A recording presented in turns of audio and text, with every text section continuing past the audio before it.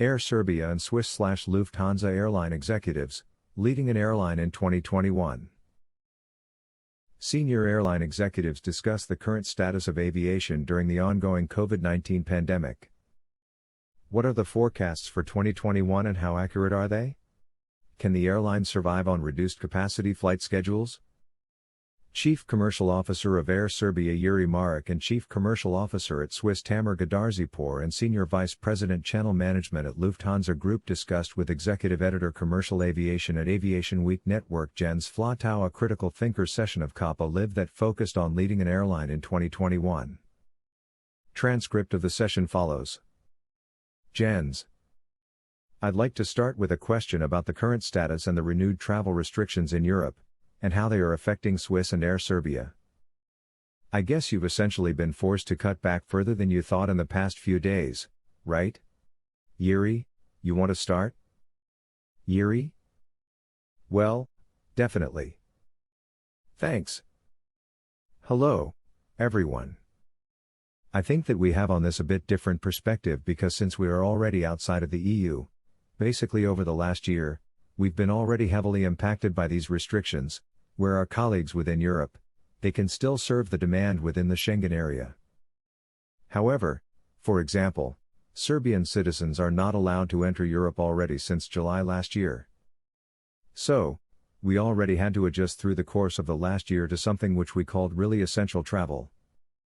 So basically, people which has to travel, they'll travel, or the people usually with dual nationality, a resident permit in both an audible 001 and 59 seconds, and so on. So last Thursday, Eurocontrol a new forecast, which is again, more pessimistic. It came a bit as a surprise, but it will not require too much adjustment on our side because we already been on this limited capacity. We currently operate around 38% of the 2019 capacity. It's a slightly above EU average, which was in January certified, but we will of course do the optimization, but it's not really faster, because there is no really big change in the travel restriction versus what was for us through the whole last year. Jens: Tamer, in Swiss you just reduced in Geneva and in Zurich, right? Tamer: Yes, of course we have reacted to the recent developments of the pandemic and we have further reduced our capacities as a European carrier with global reach. We of course affected all regulatory regimes of European, of worldwide regulations. So, we had to react very quickly and flexibly, as we have learned since the beginning of the pandemic. And we have just reduced our capacity to about 10% of flights, about 20% of ask of what we had in 2019 for the month of February now. Jens: Yeah. Yuri, you said you didn't really change much, but Tamer, from where did that come down? Before this latest cut, where were you before? Tamer: We were about double the capacity of that, but let's remember most of the European carriers had a small Christmas peak that was lasting until probably the first 10 days of January. And after that, the demand of course went down. Plus, now the extra regulations and the changes in the pandemic definitely have led that most carriers, like us as well, have not adjusted for the month of February or the end of January for February. And I'm pretty certain that for March, there will be further adjustments too. Jens: Yeah. So, let's look ahead a bit. The summer is nearing, vaccinations not quite as fast as everyone would have hoped. How do you prepare for this? Do you prepare several scenarios and then decide at some point which one to pursue, or are you just continuing as you go? Yuri: What's the process in Serbia? Yuri: Look, definitely the processes are completely different than it was before, as we used to know. And I would basically claim that what we know for sure is that the things will change because that's the only one which is 100% granted. And I think that the main issue, what we see is now that still any kind of independent external forecast, being LATA, being Eurocontrol, at the moment, each of these forecasts is still coming down. The question is what is about them? We already saw at the bottom of last year, however, is the latest forecast from the Thursday, it's still going down. So, The question would be rather when it will start to go up. I would rather say that, yes, we are working with this couple of scenarios constantly for the longer term window as well, and we keep adjusting them to be aligned with the external sources. However, like all the bookings and demand is now usually happening in last 10 days before departure. So, it's more critical as the processes, which my colleague mentioned, how you basically manage your network now on a very quick and flexible way in order to adjust to fluctuation of the demand, because the regulations are changing on very short notice, and it has a strong impact on the demand. What we usually see is that if there is no restriction, let's assume 100%, as soon as you impose some travel restrictions that you limit some nationalities to travel, usually you get, let's say between 20–40% reduction. And if you introduce a PCR is another 20, and it is less impacted than if you introduce a quarantine. If you introduce a quarantine, and especially how we saw that very much between Serbia and Switzerland, the quarantine is basically taking 80% of the demand immediately from one day to the other. So, it's really, and if some countries have like PCR plus quarantine, that basically almost like the flight ban. So, I think that at the moment, what we foresee for Q1, we will more or less operate around those 35–38% of the capacity. And this is what we really manage on daily basis. And we have couple of scenarios for summer, but those might dramatically change depending how the market goes around, what the restriction will be, also if there will be finally some coordinated restriction, because it's a big jungle now to understand which country, what restrictions you have. And we will try to obviously flexibly adjust ourselves to it, what we've been in successfully so far. Jens. And what are the summer scenarios? You say you're at 38 right now. Yuri? The summer scenarios at the moment, we are forecasting ourselves between the last two Eurocontrol scenarios, because even during 2020, we've been always operated above the average of the rest of the EU with a higher KPIs achieved in terms of load factor. So, we at the moment forecasting between those scenarios, so I would say as a Q2 we would be around most likely 40–45% of the 2019 level. Jens. Okay. And Tamer, with Swiss, what are the scenarios that you're looking at right now? Tamer. I think we have to distinguish between short term, medium term and the long term. The very long term, it's of course a question also of sizing and dimensioning of each of the carriers' operations and the kinds of groups. Swiss does the same. In the short term, we already mentioned, we expect demand to drop now, this will go into Q2. And I think we will not see a major uplift for Easter. I think that will be, if at all, a small peak. And then the big question for the whole industry, not only for us, is what's happening in the summer. And when you take together the expectation of vaccination, penetration, testing regimes, testing regulations, and quarantine regulations all together, I think at the moment, the expectation that in Q3, during Q3, there will be some substantial change. And it's only the question, is it with the summer business or without? And I think that is for some area carriers it's a question of survival. For us it's we have enough liquidity, it's the question of how we can shape this future. And I think we definitely will not say it's a forecast. We are talking about scenarios, and we are now thinking of 3 different scenarios for the whole year. It could be a 14, a 50 or 60% scenario. I think that's the range we're talking about a moment about, and how big the summer peak will be and how much pent-up travel there is, we will see. We definitely get from the customers a lot of response that there is a big wish to travel. A lot of people really can't wait to really do a summer vacation, since they have skipped 1 or 2 of those vacations since the start of the pandemic. And so, we have still optimism that there will be summer business. To what degree we will finally see only according to the development of the pandemic and the vaccination points. Jens. I've seen different, or I've heard different views about the pent-up demand. There are some people that argue it's really a big factor, and once we're allowed to, we'll all start be traveling, because we haven't done so in such a long time. And then there's other that say, well, actually caution will prevail, And that peak won't be as big, as high. Yuri, do you have a view on that pent-up demand issue? Yuri? Well, it very much depends on overall picture and how the puzzles will connect together. I'll give you as example, exactly, again with Switzerland, so it's close to my colleague as well.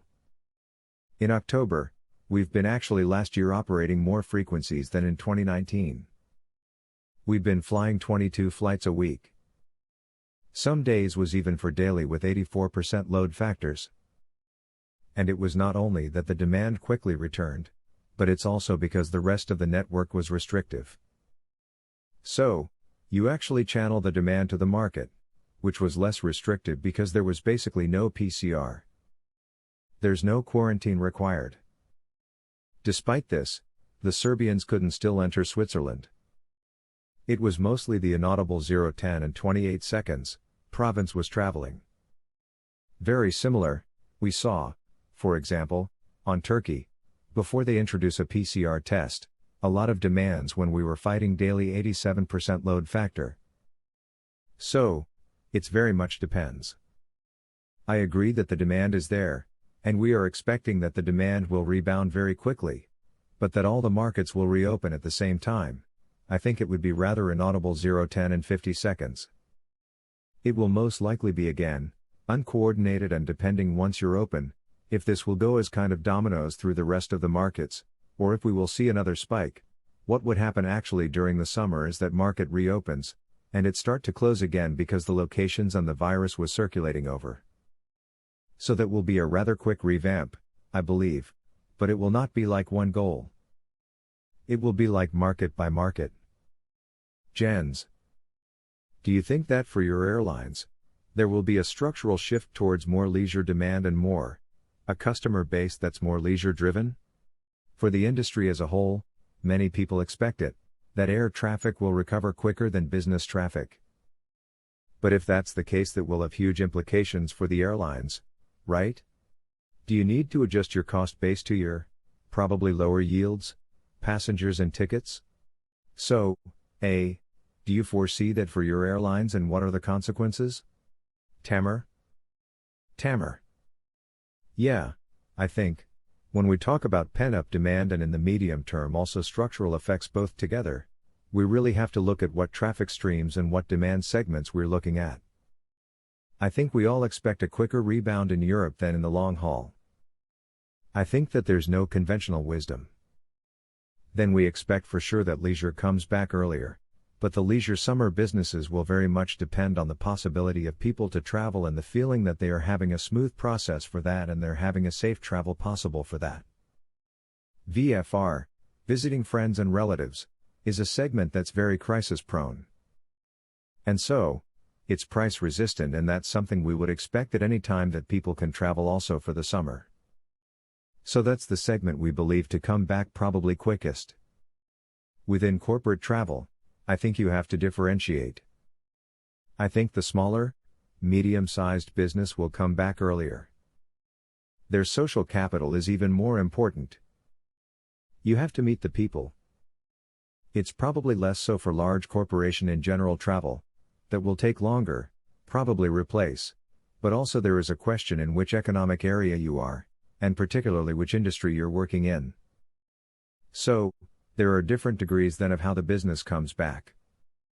And depending on how you as a carrier, they rely most on in your model as a point-to-point or hub and spoke here, like we are, and from what economic basis you're working and geography you're working from, you have to make your assessment about dimensioning of the fleet. You have to make your assessment about, of course, the cost base, but also of the way you want to operate your hub and spoke system, as we do with the strong long-haul focus and being a premium carrier. We still believe that there is a market also in the next normal out there for us, with a strong base in Switzerland and with strong ties in Europe and transplanting in Asia. So, we believe that overall, our business model is very valid, still, also in the post-pandemic situation, but definitely we'll have to look at our sizing and to our dimensioning. And that's why we question then giving up the business as such, which has worked perfectly well in the past with the profit margin we were out to achieve. Jens. Yuri, Did you see these structural changes? And what do they mean for Serbia? Yuri?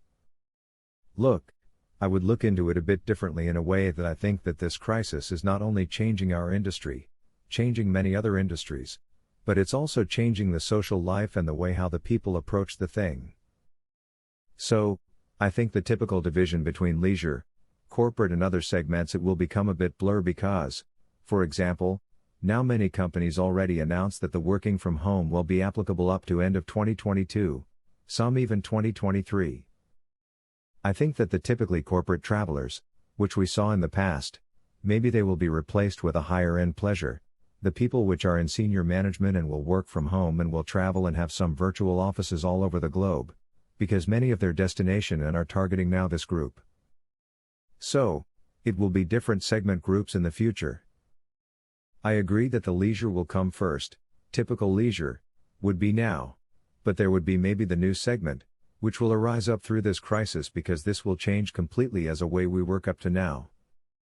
And that's influence will stay for the future, seeing many companies, it will take them years to return to the person-to-person meetings, and we will have to serve this new customer trends in the future as well. So, as I look at it, there will be new opportunities coming up in same way, like we managing this crisis, whoever will react faster and flexibly and more agile to these changes will be the winning factors for that. Jens. Let's talk about processes again. We touched on it earlier, bookings that are coming in late, the scenarios are changing constantly. The historic data that you've relied on for your decision making in the past doesn't really help here because you don't know whether it actually is valid. What does that mean for your processes? How have you changed? Tamer, do you want to go first? Tamer. Yeah, I think that'd be a lot of changes. And one change definitely has been an even closer relationship between network planning. I think operations being nimble and being flexible to ramp up or ramp down operations is really crucial in this time. And here, I think it's not the first mover advantage, but the second mover advantage because people that have moved too quickly up, I think have realized that things take longer. And I think a more conservative approach there has proven much more efficient. So that's one of the learnings. It might be different now in the ramp up. We have to see, and we have to get near the sweet spot, at what capacity is needed. I think that internal collaboration has even strengthened. Also, of course, the degree that cargo plays a role.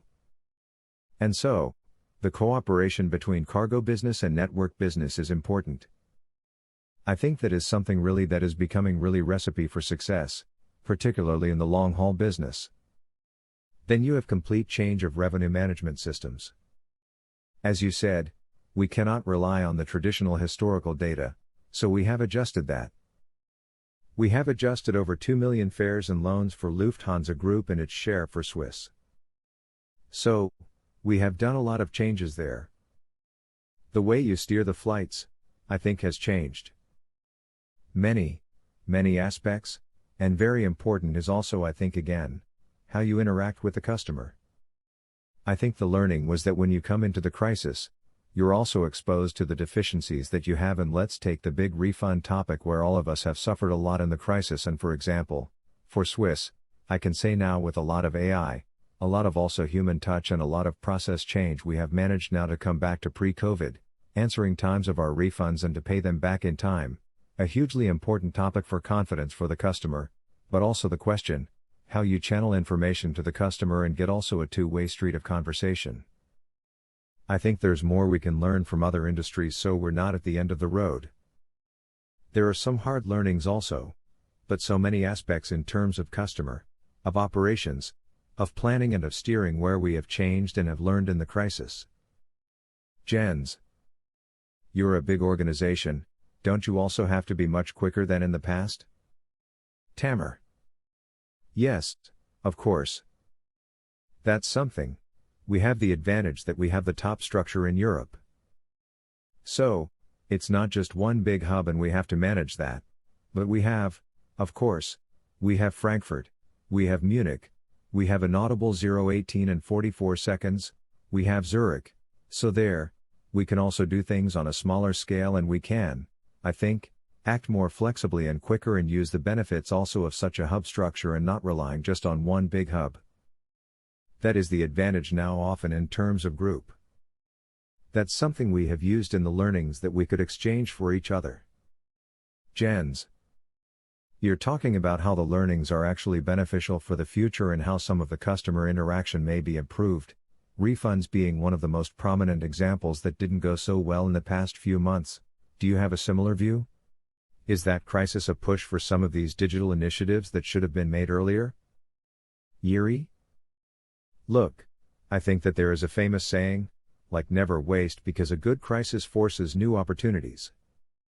I think that in our case as well, many decisions, which we have planning in our 5 years plan and had ambitions to implement that in the future, we just simply use this crisis to implement them now, because it's like when else you can implement it?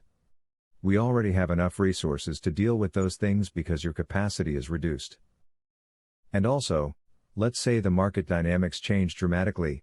So for example, we significantly fast-track our mobile channel and our direct channel.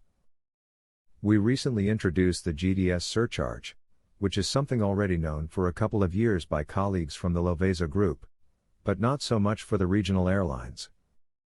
We do a lot of these changes, which may be in a way strategical and dramatical for many of the airlines. But now is the best time to start to completely revamp and change the way you operate. So that was, in terms of what we fast-track, what we actually learned during this crisis, that also our internal processes has to much more streamline, typically organization. Even if you are a small regional carrier, you still operate very much in a silo system. Even if you are within one area, for example, commercial, even for example, network revenue management, e-commerce and the other things, they not necessarily communicate well together, but now you need to streamline this and make them all one big operational center to make quick decisions. And one of the keys, actually what we learn is to in this crisis to really make the call center part of the also decision-making process, because now the customer is key, and the customer you need to satisfy his needs.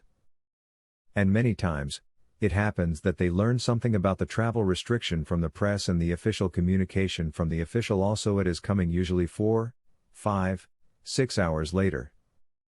You don't have the information to the call center, what they can provide to the customer.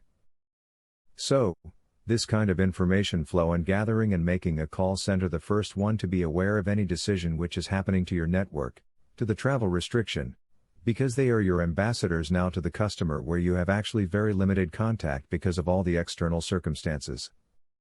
Jens, you both talked about the need to talk more between the departments, between your ops and commercial planning and so on. I wonder what, in terms of fleets, how do you operate differently and what types are you now focusing on? I understand that as Swiss, a lot of the European network is now A220s, rather A319s or A320s, simply because they're smaller and more efficient. Do you always get the cooperation from operations to do that quickly? And do you have to be more flexible in the future than you've been in the past? Tamer. Well, I have to say that I'm very happy about the cooperation that we have in Swiss between operations and planning and fleet management.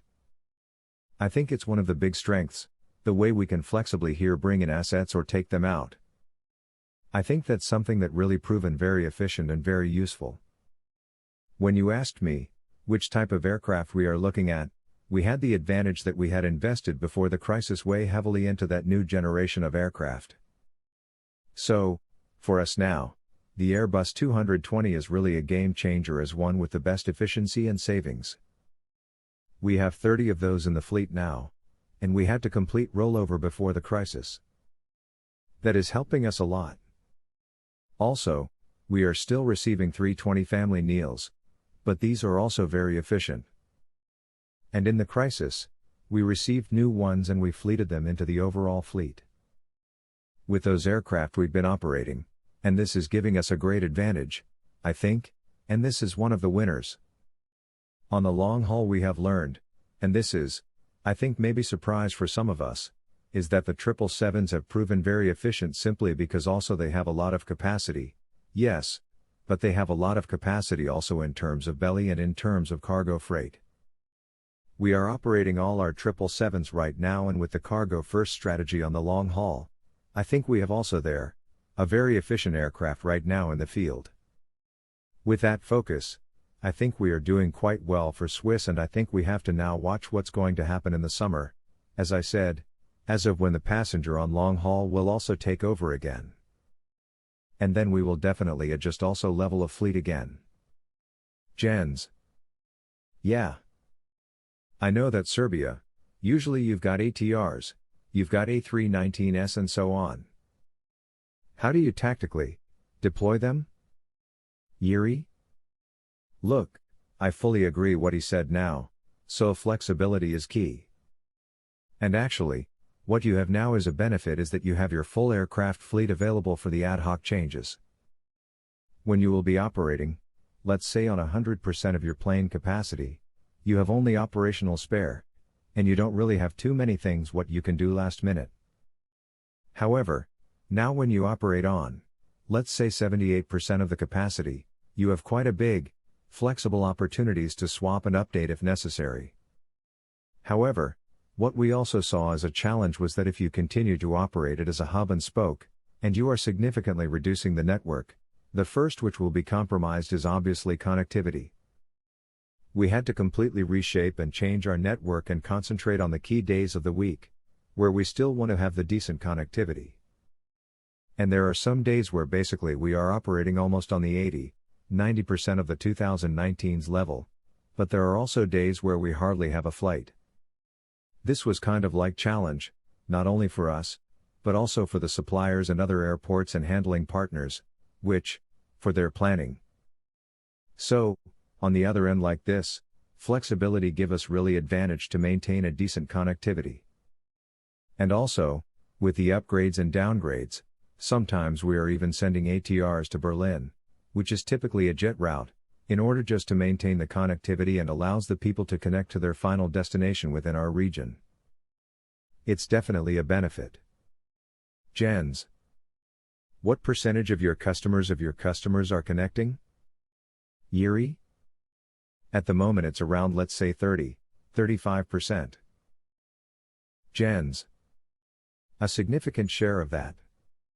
Yuri? Significantly. It's significantly lower than it used to be, but it's also because the connecting traffic is also a bit more difficult to manage in a way that some of the countries are imposing also as a different restriction for the transfer, not only for entering the country, but also for transferences keep changing. So especially also, if you are connecting, let's assume you are taking passenger from Belgrade via Copenhagen to China, you already have to make sure that this percentage is actually allowed to transfer in Copenhagen to China, and that's kind of challenging, especially we have to separate tickets and you have to manage that as well as the first operating carrier on that route. Jens. Tamer, at Swiss also, what's the logic behind the network right now? Is it optimized to ensure as many connections as possible? Or is it more around on the traffic? Tamer. No, I think we have different phases. Right now, we are in the phase where you're limited to mostly point-to-point business, where you are optimizing mainly to keep connected Switzerland to the Europe and also to the world. We can sustain this long-haul network as we have it right now, mainly due to the cargo in Europe. We serve the most important destinations, but of course with less frequencies, so we try to maintain a reasonable within the system, but we have less depth and less frequency offered. This will change in the ramp up in the sense that we, of course, building, as I mentioned, on a hub and spoke system.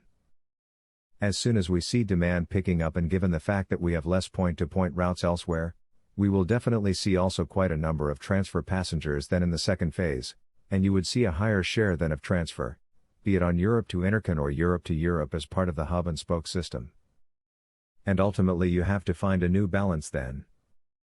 It depends also on the competition, but ultimately you have to find a new balance between these two systems.